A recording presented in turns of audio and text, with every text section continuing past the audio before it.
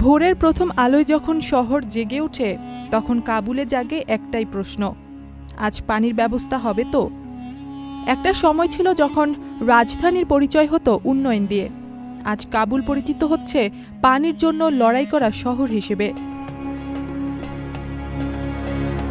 একটি আন্তর্জাতিক মানবিক সংস্থার রিপোর্ট বলছে, কাবুল হতে পারে আধুনিক ইতিহাসে বিশ্বের প্রথম রাজধানী যেখানে এক ফোঁটা সুপেয় পানিও থাকবে না।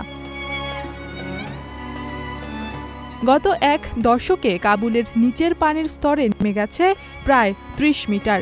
শহরের প্রধান পানির উৎস হিমবাহ, বরফগলা পানি, এমনকি বৃষ্টিও যেন এখন আর যথেষ্ট নয়।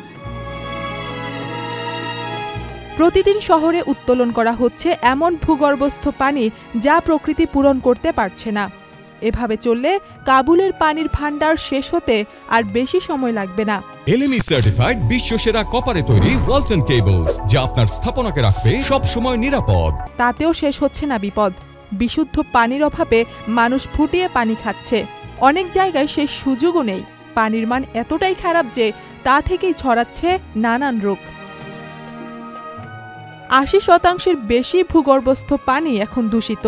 এর পেছনের প্রধান কারণ অনিয়ন্ত্রিত স্যানিটেশন, শিল্পবর্জ্য আর পরিকল্পনাহীন নগরায়ন।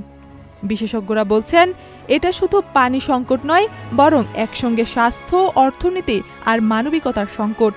পানি নেই মানে কাজ নেই, খাদ্য নেই, সুস্থতা নেই। আর ভয়াবহ খবর হলো, যদি এই প্রবণতা অব্যাহত থাকে তবে ২০৩০ সালের মধ্যেই কাবুলের ভূগর্ভস্থ পানি পুরোপুরি শেষ হয়ে যেতে পারে। ইথিলা কবির প্রমা, চ্যানেল আই।